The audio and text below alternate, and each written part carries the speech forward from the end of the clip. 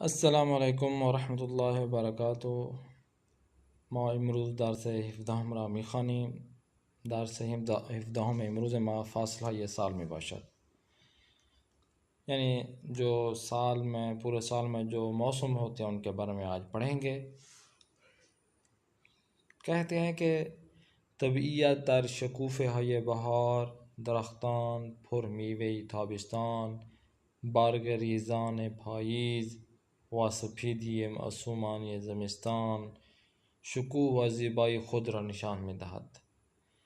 کہتے ہیں کہ اگر ہم ماحول کو دیکھیں تو اس ماحول میں موسم بہار جو کھلی ہوئی ہوتی ہے اس میں، اگر ہم موسم گرما کو دیکھیں تو درختوں پر میوے لگے ہوئے ہوتے ہیں، اور اگر ہم موسم خزاں کو دیکھتے ہیں تو وہ پت جھڑ موسم بن جاتا ہے، پت گر رہے ہوتے ہیں.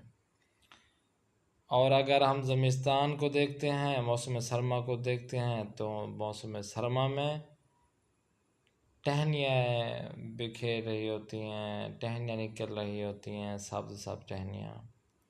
یہ سب چیزیں ہمیں بتاتی ہیں کہ یہ اس شکوہ زیبائی کی نشاندہی کرتے ہیں کہ کتنا یہ ہمارا ماحول اچھا ہے کہ اس میں 4 موسم ہیں اور 4 موسموں میں یہ ہمیں دیکھنے کو ملتا ہے. گرچہ ہر یک از فصل ہے زیبائی خاص خود را دارند. کہتے ہیں اگرچہ کہ ہر موسم میں اور ہر موسم کا اپنا یہ ایک مزہ ہوتا ہے، چاشنی ہوتی ہے، ایک خاص قسم کی اس میں مزہ ہوتا ہے. اما بعضی مگر کچھ چیزیں بہار راضی بترین فصل سال و عروس فاصلہ میں نہ ماند. لیکن موسم بہار ہے کہ جس کو بہت ہی بہترین سال کا موسم قرار دیا جاتا ہے کہ یہ اس کے بہت ہی درخشاں اس موسم میں درختوں کو جان مل جاتی ہے. در این فصل زمین از خواب زمستانی سر بر می دارد و درختان تکانے می خورند. کہتے ہیں اس فصل بہار میں زمین جو موسم سرما سے اٹھتی ہے، جو موسم سرما سے وہ سو چکی ہوتی ہے تو موسم بہار سے یہ اپنے آپ کو اٹھاتی ہے اور اپنے درختوں کو جھنجھوڑتی ہے. کم کم حیات در شاخ خشکید جاری میں گردد. آہستہ آہستہ یہ درخت اپنی ٹہنیوں جو خشک ٹہنیاں ہوتی ہیں ان کو جھنجھوڑتے ہیں. و زمین بستر گل یا رنگ رنگ می شود. اور جو درخت کی جگہ ہوتی ہے، جو درخت کی زمین ہوتی ہے، وہ آہستہ آہستہ پر رنگ ہوتی جاتی ہے.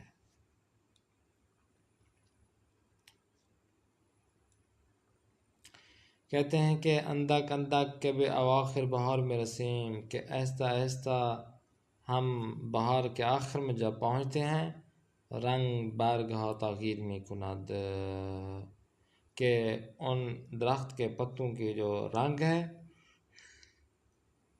وہ تبدیل ہونا شروع ہو جاتا ہے. درخشش خود را از دست می دهد. وہ جو چلچلاہٹ ہوتی تھی پتوں میں، وہ جو سبز زار اور ایک چکنائی اور اچھی دل لبھانے والے جو پتے ہوتے تھے اب وہ آہستہ آہستہ مرجھا جاتے ہیں. و سبز تیرے می شود. اور یہ جو سبزہ یہ اس درخت کے پتوں سے چلا جاتا ہے. شاخه درختان زیر بار میوه تابستانی قد خم می کنند. اب جو درخت کی ٹہنیاں ہوتی ہیں وہ میوے جو موسم بہار میں میوے لگتے ہیں ان کی وجہ سے وہ نیچے جھک جاتے ہیں. و رنگ زرین گندم زارها زیر نور طلای خورشید و حرکت خوشهای گندم در اثر وزش نسیم بسیار چشم نواز می شوند. کہتے ہیں کہ گندم جو اس کی گندم کی ٹہنیاں ہوتی ہیں، گندم کے جو اس کے شاخ ہوتے ہیں، وہ اس سردی کے اواخر میں ایسے چمکتے ہیں کہ جس طرح سونا چمک رہا ہوتا ہے، اور حرکت جب کرتے ہیں تو وہ دل کو لبھاتے ہیں، آنکھوں کو بہت ہی پسند آتے ہیں یہ چیزیں۔ گندم کے جو گوشے ہوتے ہیں وہ لہرا رہے ہوتے ہیں، تو وہ دل کو بہت لبھاتے ہیں۔ میتھوان گفت ہم یہ بھی کہہ سکتے ہیں کہ بہار، فصل جوانی و شادابی، جو موسم فصل بہار ہے، وہ ایسے سمجھیں جوانی کی طرح ہوتی ہے، بہت ہی خوش دل ہوتی ہے، بہت ہی خوشی ہوتی ہے اس میں۔ وہ تابستان فصل پختگی و کمال طبیعت است، اور موسم تابستان میں یہ موسم ہی ایسا ہوتا ہے کہ جو کمال تک ماحول کو لے آتا ہے، اس میں پختگی بھر دیتا ہے، اس میں رنگ بھر دیتا ہے۔ تابستان نیز ناگزیر کم کم جائے خود را به پاییز می‌دهد۔ موسم سرما آہستہ آہستہ اپنے وقت کو گزارتا ہوا موسم خزاں کی طرف بڑھتا ہے۔ و درختان از پوشش سبز خود عریان میشوند، اور جو درخت جو سبز پتوں سے ڈھکے ہوئے ہوتے ہیں وہ آہستہ آہستہ پتے گرنے لگتے ہیں، وہ درخت خالی ہو جاتے ہیں۔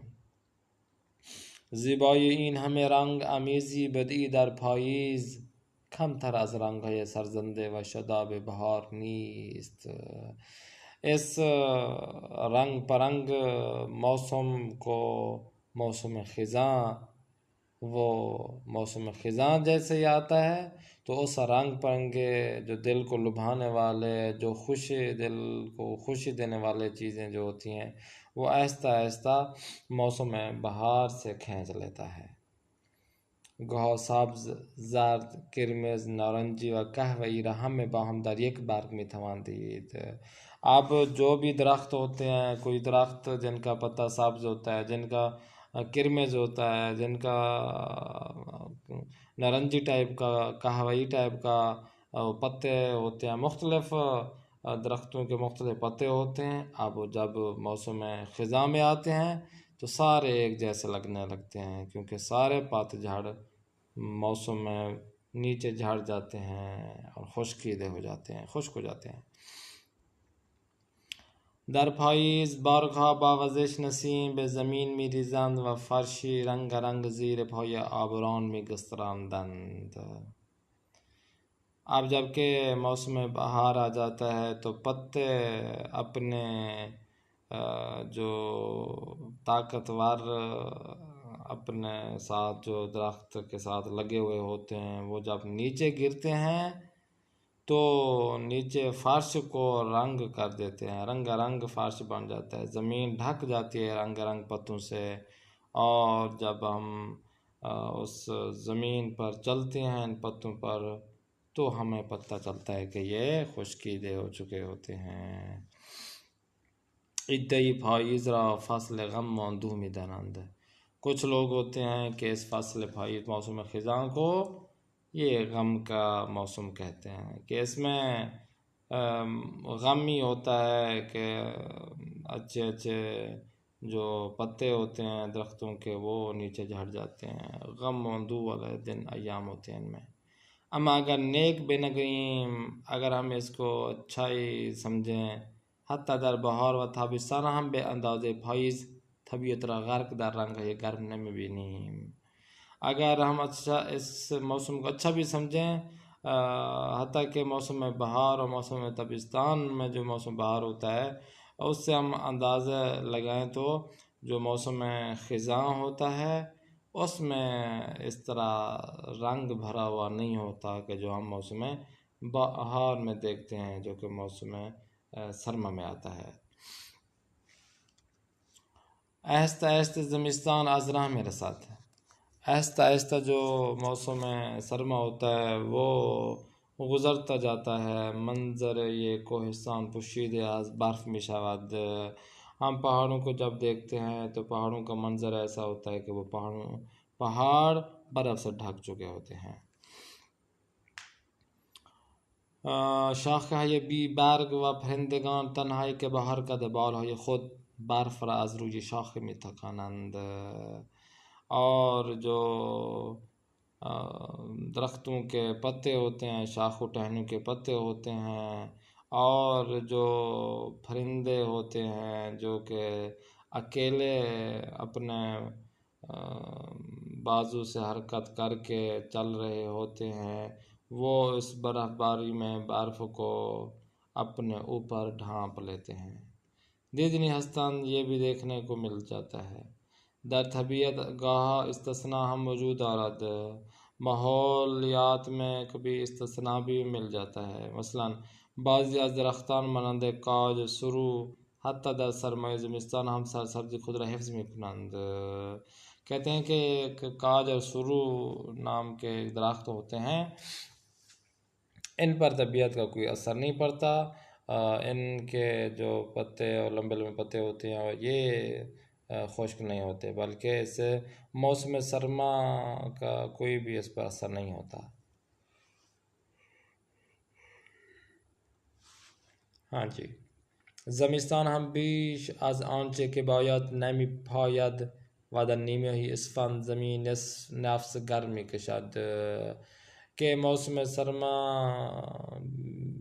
سے پہلے ہی اگر ضروری ہوتا ہے تو اس میں ہم دیکھ پاتے ہیں کہ اس ایرانی اسفند کے 15ویں-14ویں تاریخ میں ہی زمین گرمی محسوس ہونے لگتی ہے. پیداست بہار دیگری در راہ است. اس سے پتہ چلتا ہے کہ موسم بہار راستے میں ہے. قرآن کریم ہمیں اینہارا آیات الہی می داند کہ می بایست دربار آنها اندیشید. خداوند متعال نے قرآن مجید میں آیات بھیج کر ہمیں بتایا ہے کہ اس بارے میں آپ لوگوں کو علم حاصل کرنا چاہیے، پتہ ہونا چاہیے. برائے ما انسان ها نیز بہار و خزانی هست. ہم انسان بھی بہار اور موسم خزاں کی طرح ہیں. کبھی ہمارے اوپر جوانی آتی ہے، کبھی ہمارے اوپر خوشی آتی ہے، تو کبھی ہمارے اوپر اس کے برعکس بڑھاپا آ جاتا ہے اور ہم غم کے مارے کسی کے محتاج ہو جاتے ہیں. یہ موسم بہار بھی ہم پر آتا ہے، موسم خزاں بھی ہم پر یہ پیدا ہوتا ہے. کہتے ہیں کہ و سرانجام برف پیری بر سر و صورت ہمیں مخاد نشست و مارا آماد سفر ابدی آخرت خواہد کرد. یہی ہوتا ہے کہ جب ہم بزرگ ہو جاتے ہیں، ہم بوڑھے ہو جاتے ہیں، تو ہمارے لیے سفر آخرت ہی باقی ہوتا ہے کہ جس کے لیے ہم ابدی زندگی کے لیے ہم چلے جاتے ہیں، انتقال کر جاتے ہیں. خوشانان کے در بہار زندگی بے فکر زمستان پھری و حیات بعد از آن باشند. وہ بہت ہی نیک بخت لوگ ہیں کہ جو اپنے زندگی کے بہاروں میں وہ موسم خزاں جو موسم سرما کی طرح ہوتا ہے، جو پیری ہے، جو بزرگی ہے، جو کہ بڑھاپا ہے، وہ اس کے بارے میں فکر کرتے ہیں، اپنے آخرت کے بارے میں فکر کرتے ہیں. کلمہ و ترکیب حیاتات ہے. استثناء یعنی اس کے علاوہ، اواخر یعنی آخر کی جمع ہے، باری یعنی بہرحال ہر صورت میں یعنی خلاصہ، بدی یعنی نو یا تازہ کے معنی میں استعمال ہو رہا ہے، پختگی یعنی مکمل کے معنی میں استعمال ہو رہا ہے، پختہ. تجدید حیات یعنی دوبارہ زندہ ہونا کے معنی میں، تھکاندہ یعنی حرکت دینا، جوان یعنی جو ٹہنیوں کو ایک جوان بخش بن جاتے ہیں، ٹہنیاں سرسبز ہو جاتی ہے، اس کے معنی میں استعمال ہو رہا ہے. چشم نواز یعنی بہت ہی آنکھوں کو لبھانے والی چیز ہے. خم کردہ یعنی نیچے جھک جانے کے معنی استعمال ہو رہا ہے. خزاں کو موسم خزاں کہتے ہیں. خوشے یعنی گندم کے جو خوشے ہوتے ہیں اس کو اردو میں خوشے کہتے ہیں. درخشش روشنی اور تلاطم یہ ہمیں دیکھنے کو ملتے ہیں، دیکھنے کو رنگ امیزی، یعنی اس میں رنگ امیخت ہو جاتے ہیں، رنگ بھر دیتے ہیں، اور رنگ ہے گرم، یعنی مختلف رنگ اس میں شامل ہوتے ہیں، چاہے کرمز، نارنجی، زرد، سفید، فلاں فلاں. رویش یعنی اس کے زمین کی رستن یعنی نشود و نما جو ہے نا وہ شروع ہو جاتی ہے. زرین یعنی تھلائی رنگ کے معنی استعمال ہے، زرد رنگ. سبز تیرے یعنی سبز پر رنگ، سبز ڈارک سبز جو رنگ ہوتا ہے. سرزندہ یعنی بہت ہی خوشحال سے، خوش خرم. گندم زار یعنی گندم کی فصل. آبر یعنی وہ جگہ جو عبور کرنے والی ہوتی ہے. اریان جو کہ پوشش کے بدون ہوتا ہے، اس کے علاوہ یعنی کچھ پہنا ہوا نہیں ہوتا. معصومانہ یعنی جو معصوم ہوتا ہے، معصومیت اس میں، پاک کی چیز اس میں شامل ہوتی ہے. منظر یعنی وہ نگاہ جو آنکھوں سے دیکھی جاتی ہے، چشم سے واضح نظر آتی ہے کہ اس میں کیا کیا چیزیں ہیں آنکھوں میں، یہ ساری منظر ہمیں دیکھنے کو ملتا ہے. نمی پھاید یعنی پیدار نہیں ہے، اس میں نہیں ہو پاتا. وزش یعنی ہوا کی حرکت کو کہتے ہیں وزش. نکتہ چگونے یک چیز را بے آسانی توصیف کریں. اب بھائی نکتہ یہ ہے کہ ہم کس طرح ایک چیز کو ہم اس کی صفت کو بیان کریں، کس طرح ہم ایک چیز کی وضاحت کریں. اگر بخوایم از ابتدا مطلبی را توصیف کنیم که به تحقیق بسیار نیاز داشته باشد، شاید با سختی زیادی روبرو شویم. کہتے ہیں کہ اگر ایک ہی دم ہم شروع ہو جائیں اپنے مطلب کو بیان کرنے میں تو اس کے لیے بہت زیادہ تحقیق کرنا پڑتی ہے، اور شاید اس میں زیادہ تھوڑی مشکلات بھی ہے. پس برای دوری از این مشکل بہتر است اولاً به چیزهایی که در اطراف موضوع مورد تحقیق ما وجود دارد با دقت نگاه کنیم. کہتے ہیں بس اس کے لیے بہتر یہی ہے کہ مشکل کو حل کرنے کے لیے بہتر یہ ہے کہ سب سے پہلے ہم ارد گرد کے چیزوں کو دیکھیں، اس موضوع پر تحقیق کریں. با دقت نگاہ کنیم، اس کو اچھی طرح دیکھیں. بعض مشاہدات خود یادداشت برداری نمائیم، اور ہم خود دیکھ بھال کر اس سے ہم کچھ سیکھیں اور کچھ لکھیں. و در مرحلہ بعدی به اموری که به واسطه به موضوع مرتبط شود دقت نمائیں، اور اس کے بعد جو ہم جس موضوع پر ہم بات کرنا چاہ رہے ہیں اس کی طرف ہم غور کریں. و همین طور دائره تحقیق را گسترده سازیم، اور اسی طرح ہم اپنے اس تحقیق کے دائرے کو وسیع قرار دے دیں یا وسیع کر دیں. در این در توصیف ساده و کوتاه فصل سال آمده است. اس درس میں بھی، اس سبق میں بھی یہاں پر سال کے جو موسم ہوتے ہیں اس کے بارے میں مختصراً بات کی گئی ہے. شما هم میتوانید با دقت در چیزهای دیگر و دیدن درست آنها به ہر اندازے که بخواهید توصیفشان کنید. آپ بھی جتنا تک ہو سکتا ہے بہت ہی دقت کے ساتھ ان چیزوں کو دیکھیں، اور اچھی طرح دیکھ کر اپنے اندازے مطابق آپ ان کی توصیف کریں، صفت بیان کریں. حتی وسائل مثل خودکار، کیف، کفش، گل، درخت، پرتگال وغیرہ را ہم میتوان با تقسیم یا ترکیب آنا و یا ہر نگاہ دیگری توصیف نمود. کہتے ہیں کہ چاہے وہ آپ کی پینسل ہو، چاہے آپ کا بیگ ہو، چاہے جوتے ہو، چاہے پھول ہو، درخت ہو، یا کوئی مالٹا ہی کیوں نہ ہو، اورنج وغیرہ، اس کے علاوہ بھی اس کو بھی آپ مورد توصیف قرار دے سکتے ہیں، یا ان کو آپ تقسیم بندی کریں یا ان کی ترکیب بندی کریں. ہر نگاہ سے آپ ان کی توصیف بندی کر سکتے ہیں. آیا شما میتونید یک گل را به خوبی توصیف کنید؟ کیا آپ ایک پھول کی صفت کو بیان کر سکتے ہیں، توصیف یا توضیح کر سکتے ہیں اس کی، جس طرح یہاں پر موسم کی توضیح قرار دی گئی تھی یا دی ہے. بیشتر بدانیم شگفتی ہی آفرینش، وہ جو دل کو لبھانے والی جو مخلوق ہے، جو خداوند متعال نے بنایا ہے، اس ماحول میں جو چیز پیدا ہوتی ہے. کوچ پرندگان بسیار شگفت انگیز است.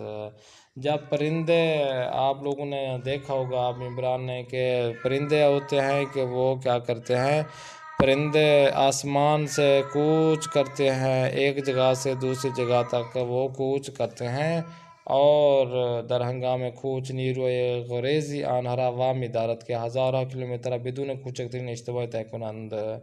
اور جب بھی وہ کوچ کرنے لگتے ہیں اٹھنے لگتے ہیں تو ان کی طاقت ہی ایسی اپنے اندر سمو دیتے ہیں کہ ہزاروں کلومیٹر تک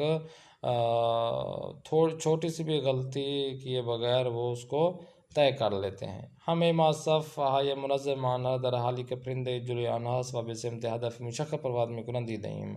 اچھا یہ بھی ہم نے دیکھا ہوا ہے کہ جب یہ پرندے راستہ طے کرتے ہیں، چلتے ہیں، کوچ کرتے ہیں، تو وہ ایک خاص قسم کی صف بندی وہ بنا لیتے ہیں. اسی صف بندی میں وہ اپنے اس راستے کو جو مشخص ہوتا ہے کہ اس راستے سے اس طرح جانا ہے، وہ اس سے پرواز کرتے ہوئے ہم دیکھتے ہیں. نوعی فرستو برای سفر از کتبی به کتب دیگر حدود 18,000 کلومیٹر راہ طے میکند. فرستو ایک پرندہ ہے، شاید وہ کہتے ہیں کہ اس کے بارے میں وہ جو ایک کتب سے دوسرے کتب تک حدوداً 18,000 کلومیٹر تک وہ سفر کو طے کرتا ہے. و در نزدیکی آبهای سرد که انواع ماهی در آن فراوان است فرود میآید و شکار خود را از آب سرد می‌رباید و بعد اوج میگیرد. اب دیکھیں، اب 18,000 کلومیٹر تک وہ جب راستہ طے کرتا ہے تو جہاں پر وہ دیکھتا ہے کہ پانی ٹھنڈا ہے تو وہاں پر مچھلیاں وغیرہ بہت زیادہ ہوتی ہیں، تو وہ نیچے آ جاتا ہے. نیچے آ کر مچھلیوں کا شکار کر کے اسے خود سیر کر کے پھر ٹھنڈے پانی سے نہا کر وہ ٹھنڈے پانی ہی سے اوپر ہی پھر آسمان کی طرف چلے جاتے ہیں، اپنے راستہ طے شروع کر دیتے ہیں. شاپرکها ماهیها ملخا و بسیار از جانداران دیگر نیز با نظامی معین برای رسیدن به محیط مناسب در فاصله های مختلف مهاجرت میکنند. چاہے وہ مچھلیاں ہوں، چاہے وہ کیڑے مکوڑے ہیں، چاہے وہ باقی جاندار ہوں، وہ ایک معین وقت اور نظم و ضبط کے ساتھ ایک مناسب جگہ پر وہ مختلف موسموں کے اندر ہجرت کرتے ہیں. آیا شما هم درخت شاپرک را دیده اید؟ درختی که روی آن به جای شکوفه هزاران پروانه رنگین بال نشسته باشند. کیا آپ نے یہ جو شاپر درخت ہے اس کو دیکھا ہے؟ یہ ایسا درخت ہے کہ جو اس پر ہزاروں اب ایسا درخت پھل اور وہ ٹہنی کے علاوہ ہی اس پر ہزاروں قسم کے پرندے جو پروانے ہوتے ہیں، جو تتلیاں ہوتی ہیں، جو اور جاندار ہوتے ہیں، وہ مختلف رنگوں کے ساتھ بیٹھے ہوتے ہیں. کیست که با استفاده از حس جهتیاب پرندگان کبوتران قاصد را برای طی کردن هزارها کیلومتر را تربیت میکند. کون ہے وہ ذات کہ جو ان پرندوں کو حس دیتی ہے، بتاتی ہے تاکہ وہ پرندے ہوں، کبوتر ہوں. کون ہے جو کہ ان کو قاصد بن کر آتا ہے اور کہتا ہے کہ بھئی ہزاروں کلومیٹر راستے کو چل کر آپ ایک جگہ پر آئیں؟ یہ تربیت کون کرتا ہے؟ آیا کاشف ہر یک از این راز دری به عالم توحید به روی آن نمیگشاید؟ کیا اس چیز کو جو ہم آپ سے پوچھ رہے ہیں کہ جب یہ پردہ اٹھتا ہے دروازوں سے، دروازے کھلتے ہیں اور پردہ جب اٹھتا ہے تو ایک ہی ذات وحدہ لا شریک ہے کہ جس کی طرف ہم نگاہ دوڑاتے ہیں، جس کی طرف ہم دیکھتے ہیں کہ یہیں ذات اقدس ہے کہ جو ان کی تربیت کرتی ہے، جو ان کو بتاتی ہے، جو ان کو سکھاتی ہے. امید کرتے ہیں آپ کو یہ کلاسیں پسند آ رہی ہوں گی. نیکسٹ کلاس میں ہم پھر ملاقات کریں گے. اپنے میزبان کاری محمد آصف عثمانی کو دیں اجازت. خدا نگہدار. شما باشد.